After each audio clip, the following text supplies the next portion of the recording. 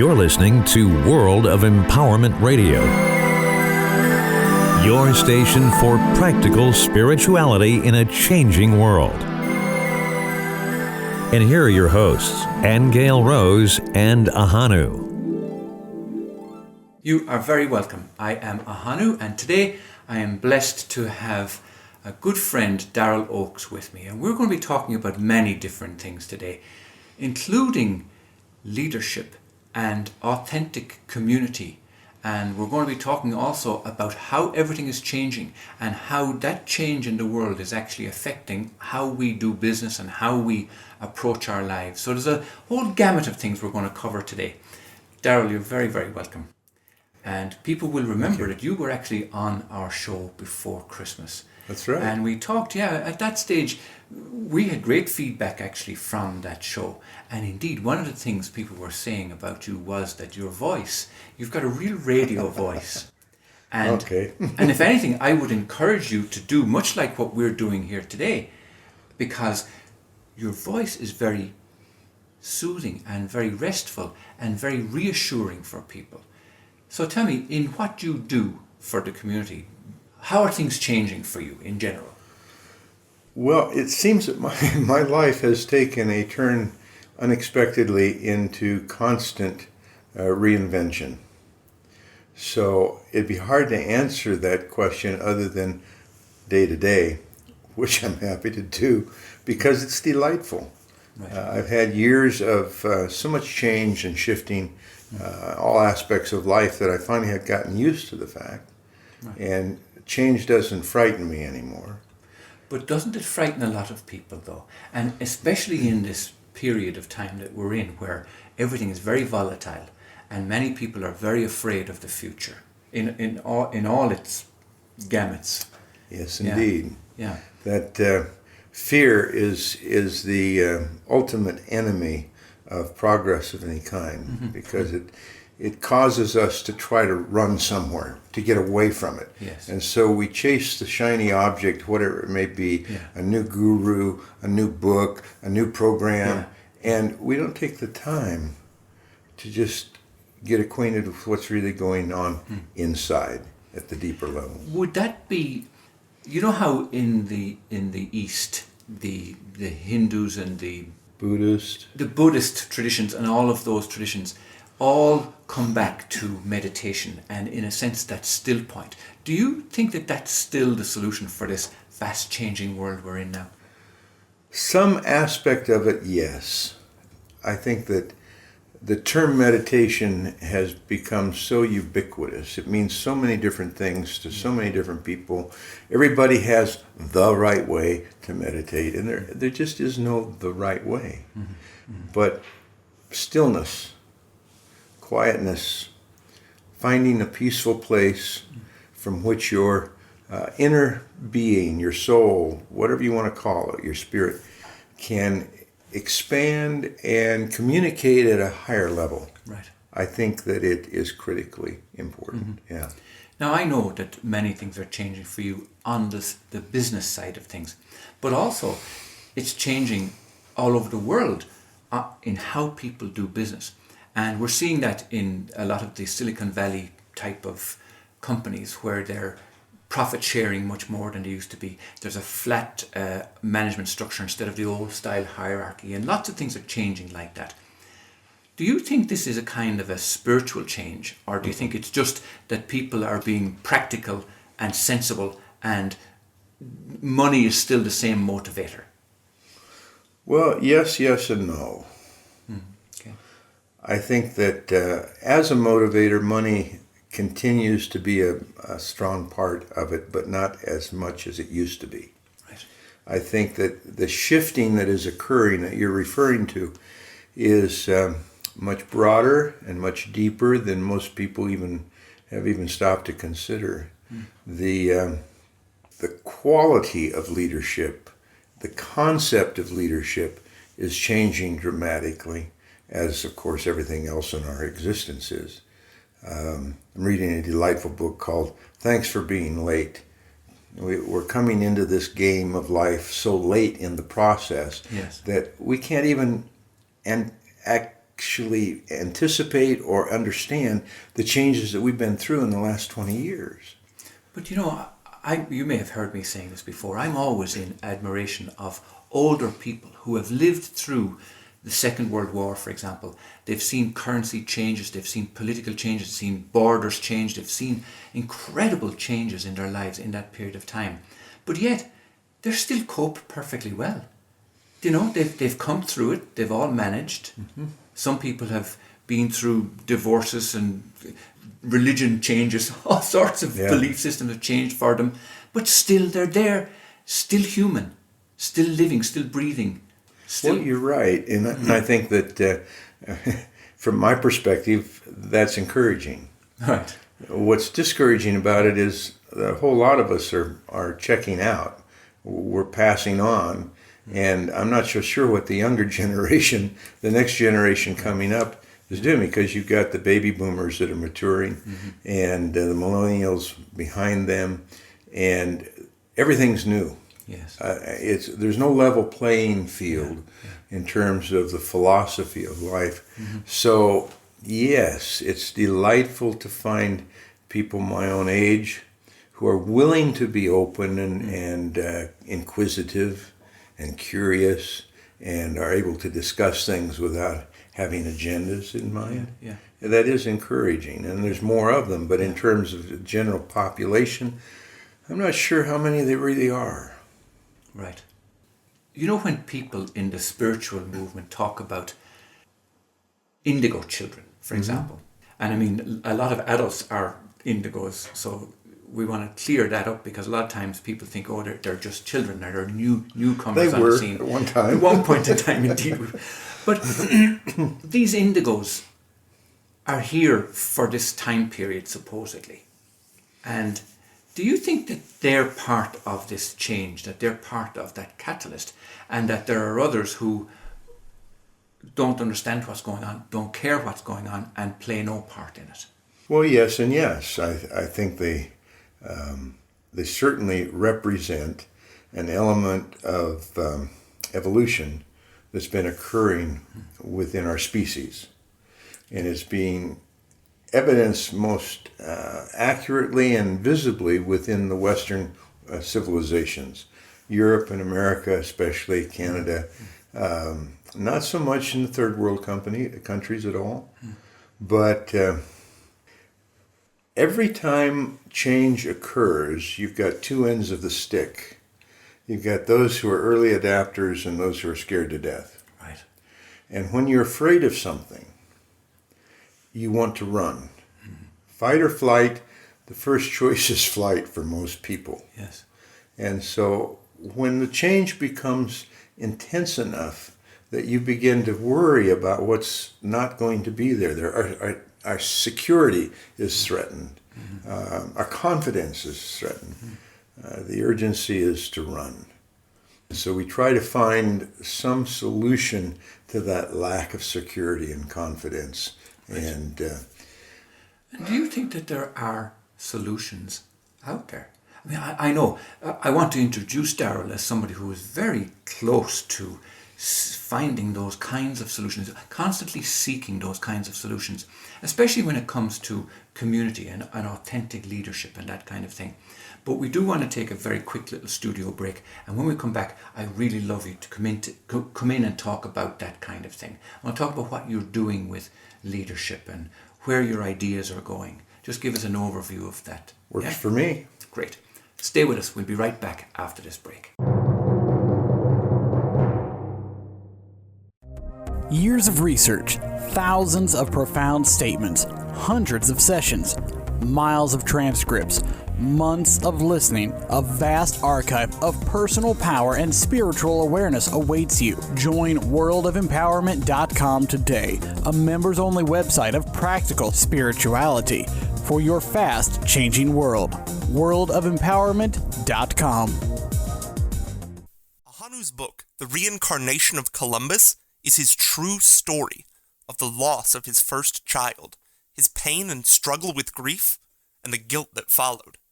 It forms his entire philosophy of life, and is a superb rendering of the unfolding of spiritual awareness. The reincarnation of Columbus is a true epic voyage from the pain and sorrow of a father's grief to a new world of empowerment, love, and forgiveness. Get your copy on Amazon.com or on Kindle for $2.99 by searching for AHONU, or visit http://thereincarnationofcolumbus.com. That's all one word, thereincarnationofcolumbus.com.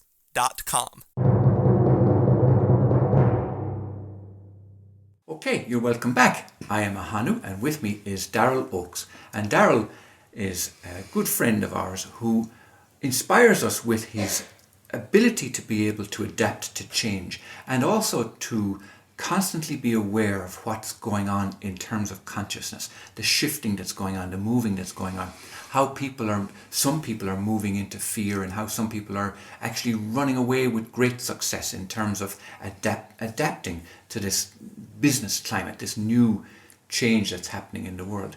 So, Daryl, can you tell us about what it is that you're aware of in terms of authentic business and leadership?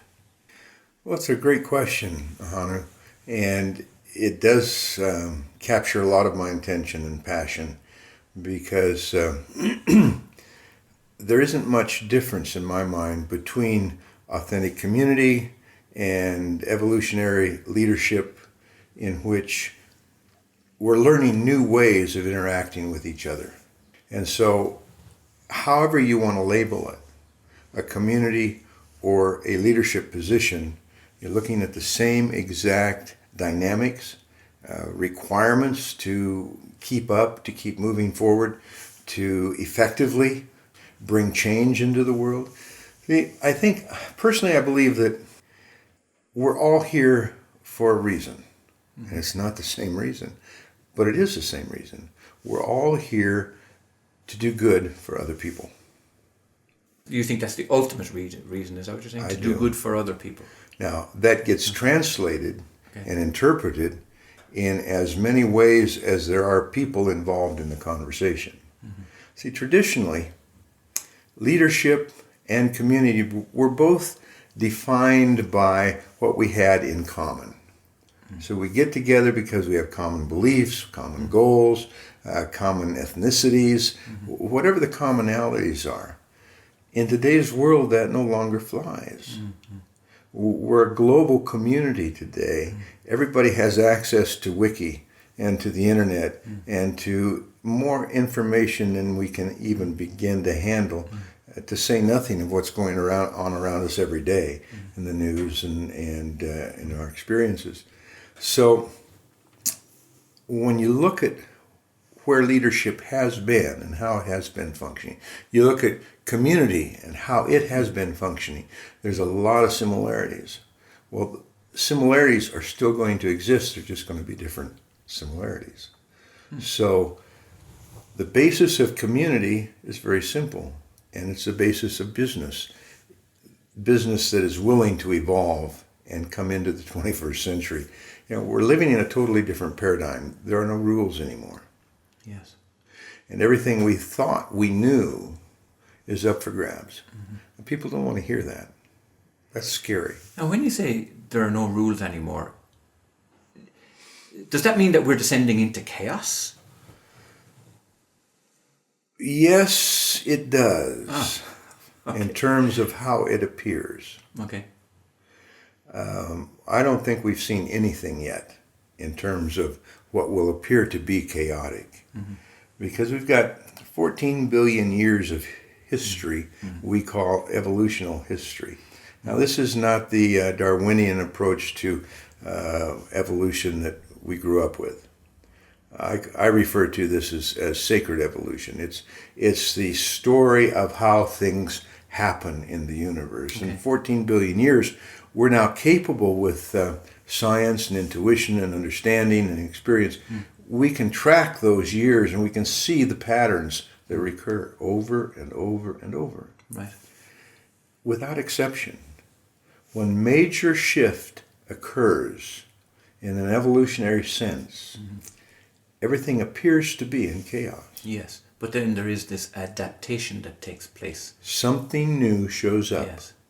The newness is never anticipated, but it always brings with it what no longer functions. It brings aspects of what was there before, encompassed in the new, and then moves on. And this happens over and over and over. So what we're going through in our societies and in the world today is not a new process at all. Right, but it's just that we, in our lifetimes, don't remember the We last do time it not. happened. We was do so not. long ago. And very few people actually have an awareness of what that historical sense really is. Right. And I think that's important to bring that into the discussion, whether we're talking politics or religion Yeah. or business leadership, is that we are experiencing a dramatic move, a shift from the way life used to be into the way life is going to be, and we don't know what that's going to be. We don't know what it's going to look like. No. Yeah. We have glimpses, we have ideas, opinions, but Yes. we really don't know. Now, the early adopters, let's use that term, the early adopters of this change, do you think that they know what they're doing? Sure they do. Every moment of every day, they think they know. Guess what? They don't. Okay, okay, We're guessing. Yes. We're experimenting. We're dancing. okay. Many, many years ago, one of the seminal books that helped me to move from my religious background into a broader perspective of life is called The Dancing Wu Li Masters. I haven't heard of that. it was an awesome book. I'm trying to remember the author's name, but Wu Li is like W-U-L-I. Oh, is it Chinese? It's a Chinese term. Okay. And the book actually brings the basics of quantum physics to an elementary level where common people like me can understand it. And it changed my life, Right. because it helped me to realize that the universe does not function like I think it should. And so the onward progress of our evolving beingness as humans is entering a stage it has never experienced before. Right. And we have the choice today, because of our advanced knowledge and experience and our science and intuition and all that goes into making us human, we have the choice and the capacity to decide whether we're going to cooperate with the evolution process or just let it happen to us. In the past, we didn't have that choice because we couldn't understand it. Now, when you use the word evolution, and I know you did distinguish it from that Darwinian type of idea that we have from our school days. When you speak about evolution, you're not talking about the physical body adapting somehow to change. You're talking about consciousness adapting. Am I right in assuming? Pretty much so. Yeah. I think that evolution itself makes radical shifts periodically throughout the ages. Right. And I don't know, maybe 500 years ago, a little longer, there seems to have been a shift towards the evolution of consciousness more than the physicality. Right. I think there's still some physical evolution going on, but Yeah. it's not very obvious. But yeah, because in general terms, we've always had 2 arms, 2 legs, and a Right. head, and in that's that not sense, going to change, I yeah, don't think. that's not going to change. Yes. Now, we started off, and before the break, we talked about how people were experiencing this change and whether to be afraid of it or not. And what you're saying, by way of reassuring people, is that this is a cyclic thing we're going through. This is a normal thing. It appears chaotic, but there is some structure to it that will unfold as time goes on. Very nicely stated. Is that, yeah. I just Yeah. wanted to be sure that our listeners and our viewers would understood what it is that you're saying. And I like that possibility, because otherwise, the only other possibility is to be in fear about it. What's happening to the world? What's going on? And when you don't have that sense of control, then there's chaos. That's right. Yeah, yeah. So if we could turn this conversation back to a question a few minutes ago. What's happening right now, as I observe and attempt to participate in it, is that we're coming to a divergence of what used to work, and we're reaching for an understanding of what's going to work.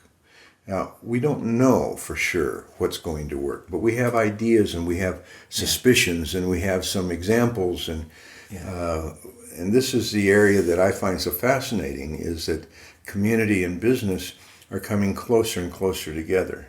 Right. See, in our traditions, we've always had the divergence between business and spirituality, between the divine and the human, between the sacred and the mundane. All of those distinctions are disappearing into an integrated wholeness that we're being invited into, in which it won't work any longer to keep those divisions going. Wow, that's a beautiful note on which to draw to a close.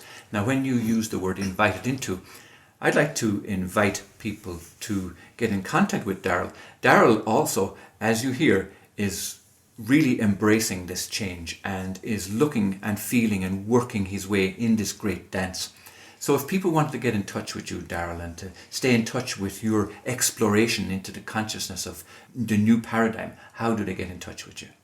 Well, I live over on a street about... I guess that wasn't what you had in mind. No, because we have listeners, you see, the world's getting smaller and smaller in this time of change, and we have listeners in Israel, in Australia, in New Zealand, in Hong Kong, all over the world. I understand. Yeah. Well, my new website is called Evolutionary Leadership Exchange. Wow. .com. Evolutionary Leadership Exchange.com. And I'd add just one more explanation to that. The leadership that I propose and work with cuts across any traditional descriptions of what leadership means. So yes, business leaders, religious leaders, political leaders, household leaders, the dynamics are the same no matter where they're applied. If you understand them, it changes everything. We look forward to that so immensely. And we are so grateful to have you come in today and speak to us about that. My pleasure. You've been listening to Ahonu and to Daryl Ochs. We will be with you again on the Honest to God series next week. Until then, thank you and bye-bye. You have been listening to Angel Rose and Ahonu on World of Empowerment Radio, your station for practical spirituality in a changing world.